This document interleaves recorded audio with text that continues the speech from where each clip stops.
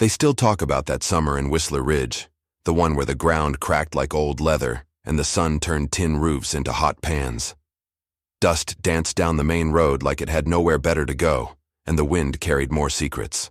Then sermons. Out past the saloon and just behind the livery stable, that's where the story begins.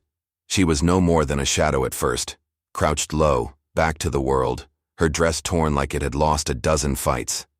Bare feet black with mud, arms thin as broom handles, and her hands. They were scooping earth to her lips like it was stew. Mud. She was eating mud. Old Hank, who ran the stable, saw her first. He scratched his beard, spat near the hitching post, and said, "Ain't right, that." Then went back to brushing down a bay mare like she hadn't just seen a ghost of a girl behind his building. Others passed by. A shopkeeper hauling flour. A boy with a stick pretending it was a sword. A preacher in white linen muttered something about sin and kept walking. Nobody stopped. In Whistler Ridge, the weak weren't helped. They were ignored until they disappeared. Except one man. Jonah Vale sat alone on the porch of the dust-horned saloon, legs stretched, hat tipped, fingers wrapped around a glass of watered-down rye. He hadn't touched in over an hour. He wasn't watching her, not at first, just watching the world rot slowly like fruit on a windowsill. But then he heard something. It was faint. Not a scream, not a cry. Just a sound like defeat. Like a dry throat trying to swallow pride. He turned. Behind the stable, in the shadow where the sun couldn't judge her, he saw her, the girl. Knees in the dirt, eyes hollow, face streaked with dust. She looked up at nothing. And when her eyes found his, even across all that distance, he felt it. A punch to the chest. Not of fear, of memory.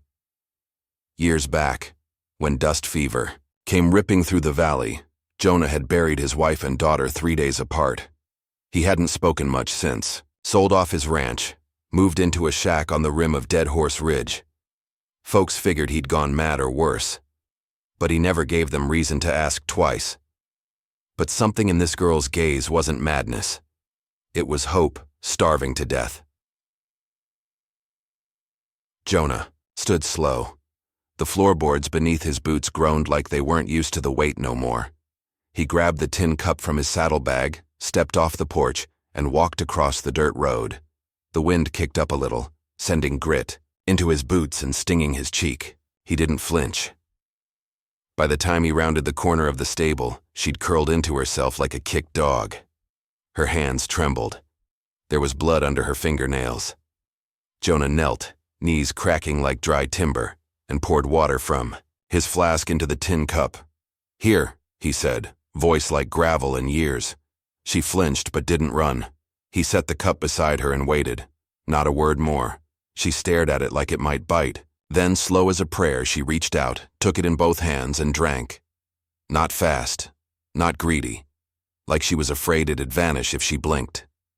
When she finished, she held the cup against her chest and said hoarsely, "Thank you." Jonah nodded, once. Then unrolled a dusty wool blanket from his saddle pack and wrapped it around her shoulders. She stiffened at first, then sank into it like it was made of silk. "You got a name?" he asked. She didn't answer. He didn't press. Behind them, the stable door creaked.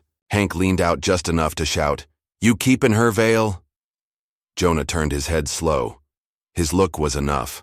Hank disappeared like smoke.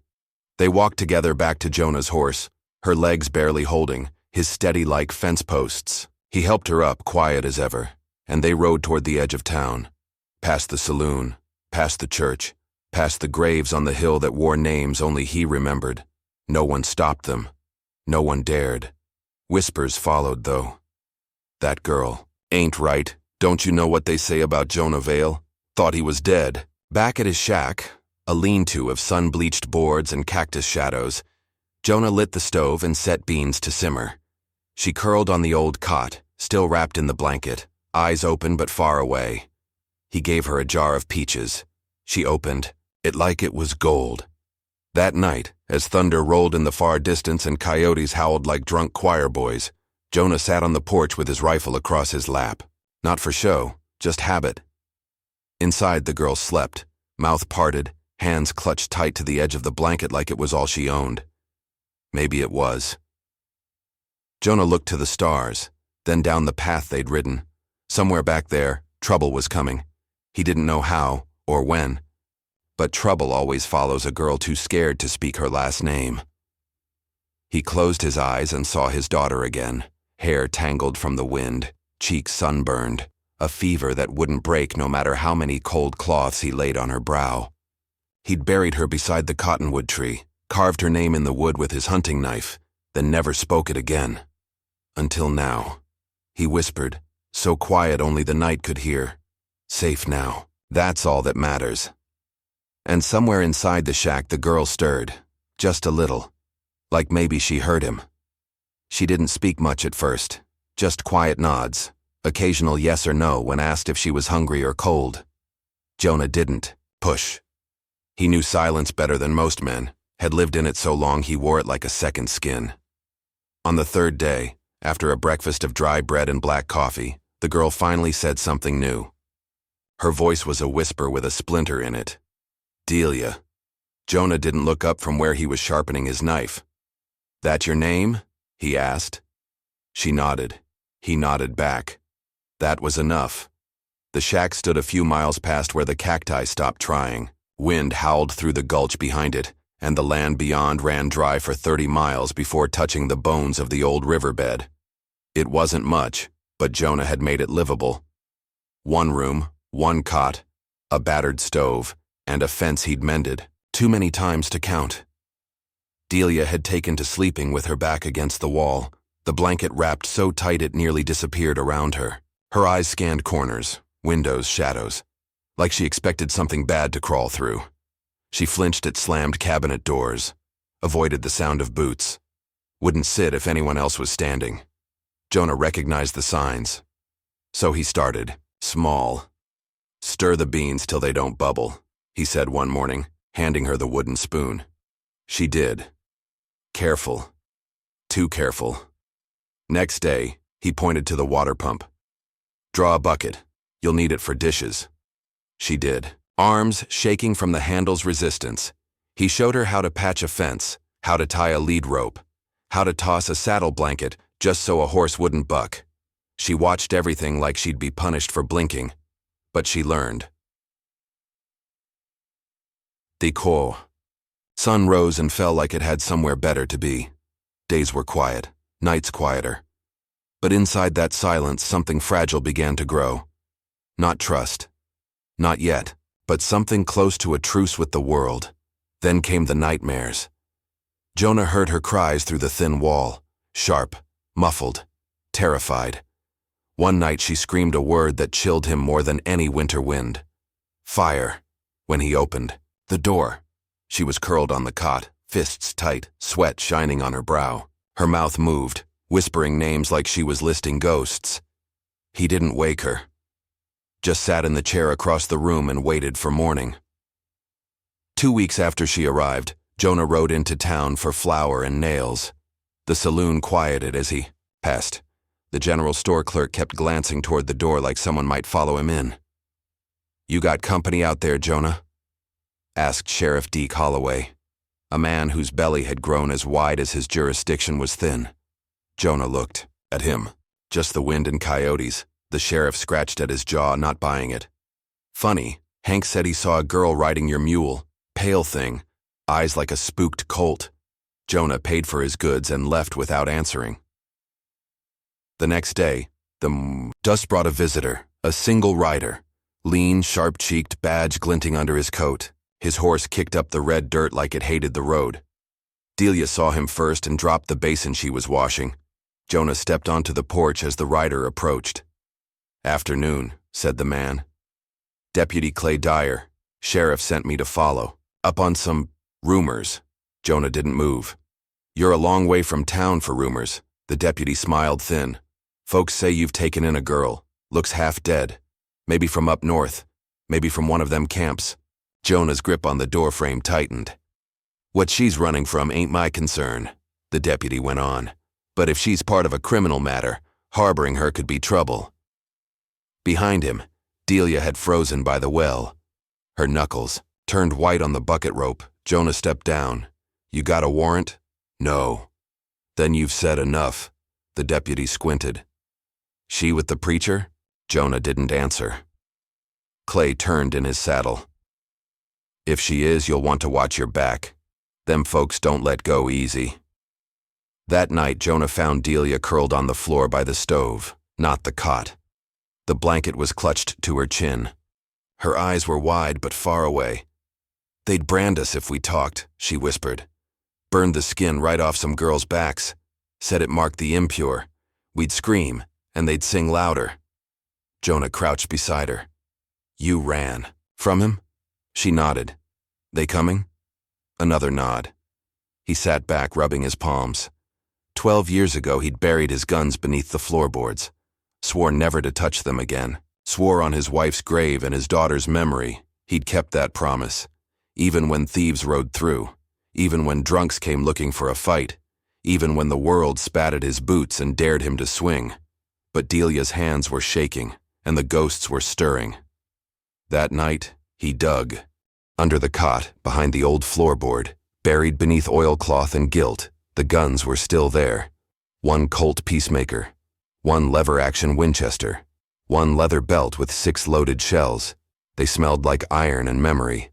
He set them on. The table stared a long while and lit the lamp. Outside, the wind kicked up. Inside, Delia slept soundless for the first time in weeks.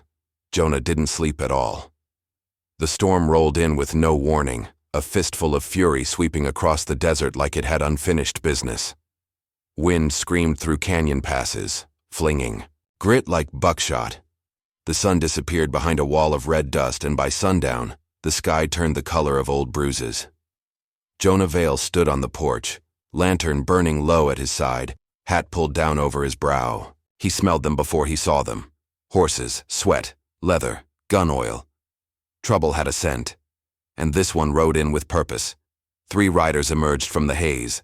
Long coats, broad hats, each man armed, each horse dust-caked and nervous under the reins.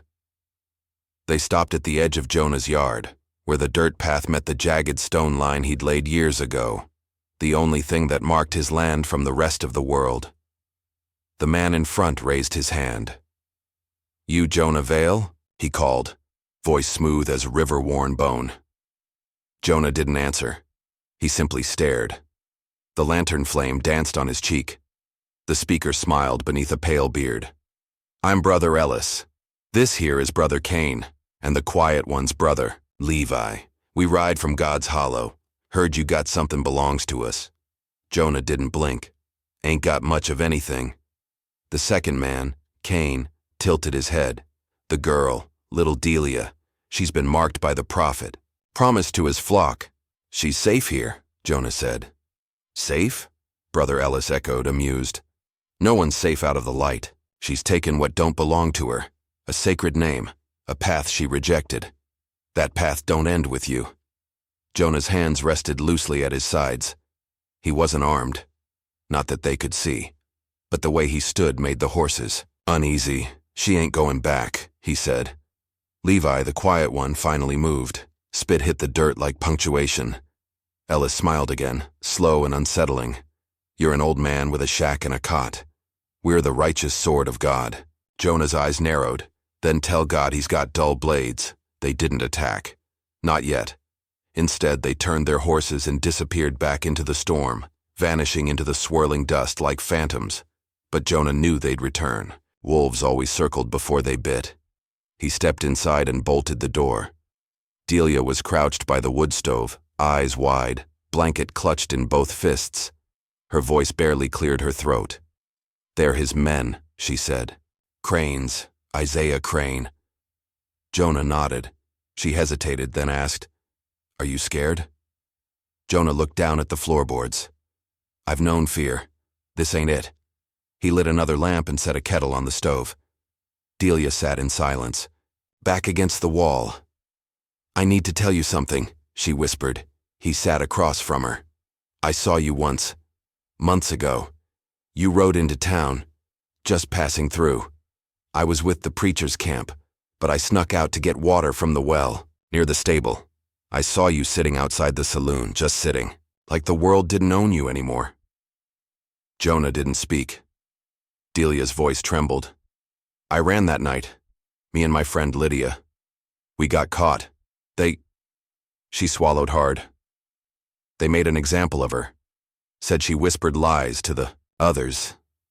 I ran again. Didn't know where to go, so I remembered you.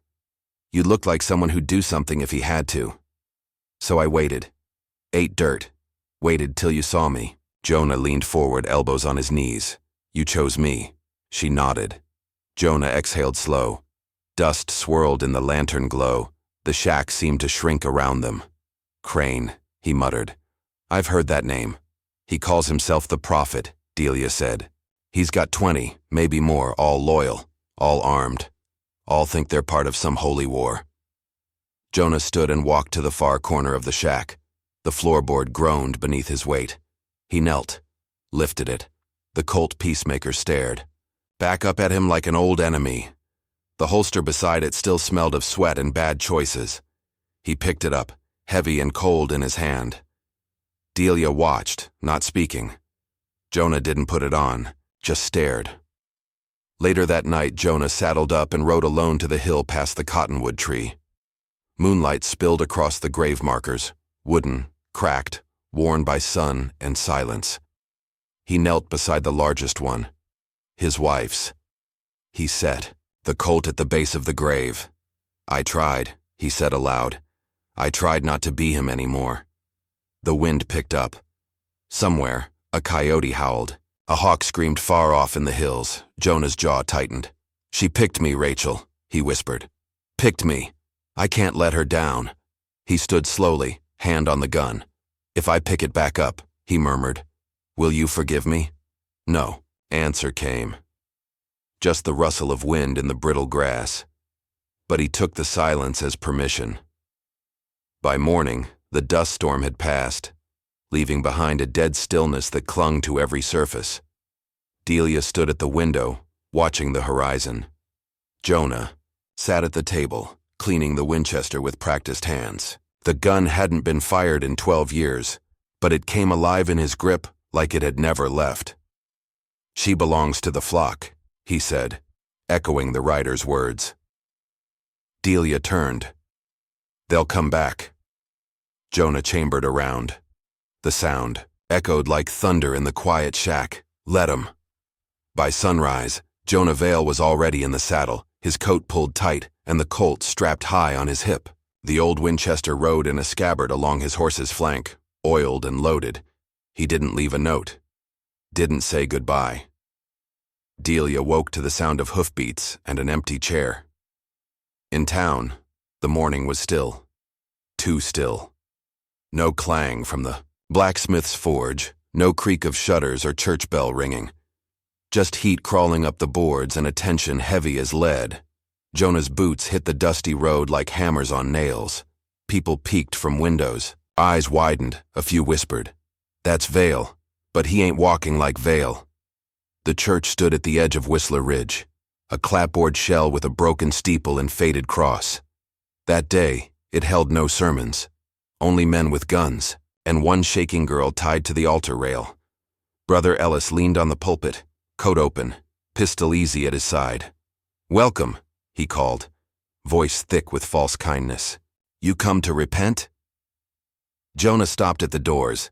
His shadow stretched across the wooden steps like a brand. Sheriff Holloway stood nearby, arms crossed, jaw clenched tight. He said nothing. "You letting this happen?" Jonah asked him. "Never looking away from the church." Sheriff spat in the dirt. "Ain't my jurisdiction once it's called holy ground. That's the law." Jonah nodded once. "Then step aside. This ain't about law." He pushed the doors open. Inside, light bled through stained glass and dust spun in the air like fireflies. Brother Cain stood by the front pew. Brother Levi watched from the side wall, hand on the hammer of his rifle. And in the center, Delia knelt, mouth gagged, eyes wide, cheeks streaked with dry tears. Ellis raised his hands theatrically. "Prophet Crane said you'd come," he said. You're here to die, old man, or maybe kill for her. Jonah took 3 calm steps forward. No twitch, no fear. My name ain't Jonah Vale, he said, voice cutting through the heat like a blade. It's Clayton Vale. Some called me Preacher Killer back when names meant something. Ellis blinked. That can't be. I rode from Pecos to Laredo once, Jonah continued. Put 3 bullets in the gut of Reverend Haynes. Stopped a whole wagon train from being sold to a slaver priest. I buried men who wore crosses like armor. Brother Kane drew. Jonah didn't move. The gun barked once. A clean shot. Kane dropped. To the floor, his revolver clattering beside him. Jonah's Colt still smoked. Levi fired next. A shotgun blast that tore splinters from the front pew.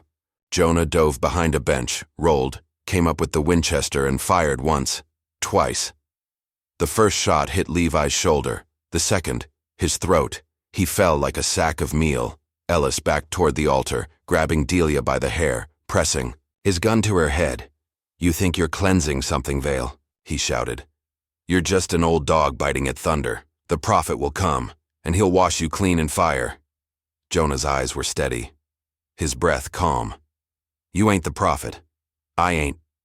And then the back doors of the church swung open. A man stepped through, tall, robes dark as oil, beard silvered, eyes like dying coals. Isaiah Crane. He wore no gun, just a wooden staff and a holy book bound in leather darker than night. He smiled. You've met my flock, I see. Jonah didn't blink. They ain't coming back. Crane stepped toward him. You've killed men before. I know. I've read about you. I prayed for your soul. Don't waste prayers on the damned, Jonah said. Crane lifted the staff like a weapon. You still think this is about the girl? Crane asked. She's just a vessel, a test. You failed it. Jonah didn't answer with words. He fired. The Colt roared, and Crane's chest bloomed red. He staggered, dropped to his knees, hand reaching toward the altar, not for help, but for symbolism. Jonah walked to him. Crane wheezed. I am the voice. No, Jonah said, stepping closer. You're just another man who used God to hurt little girls. He fired again. The church went still. Outside, the sheriff stood with his hat in his hands. Delia came out behind Jonah, blanket still around her shoulders. Her steps were slow, but steady. The sheriff looked from the girl to the bodies being dragged from the church. I'll take care of her, he said quietly. You did enough, Jonah nodded. Blood soaked through his shirt near the ribs, a graze from the shotgun maybe, or maybe something deeper. He didn't check.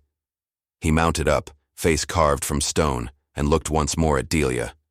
She didn't say thank you. She didn't have to. He tipped his hat. Then he rode off, past the saloon, the general store, and the church bell that finally began to ring again. Years later, out in Whistler Ridge, when the fire burns low and the stars spill overhead like spilled silver, kids still ask the old men their favorite story. Usually they lean back, sip slow, and say something like, "Did I ever tell you about the girl behind the stable?" And the kids nod. Always. They know the tale. They know how she opened a schoolhouse made of scrap lumber and strong will, took in runaways, taught them letters and sewing and how to ride. They know how Sheriff Holloway grew quiet in his old age, kept her under his protection until the day he died. But most of all, they ask, is it true? Did he really kill 5 men in a church?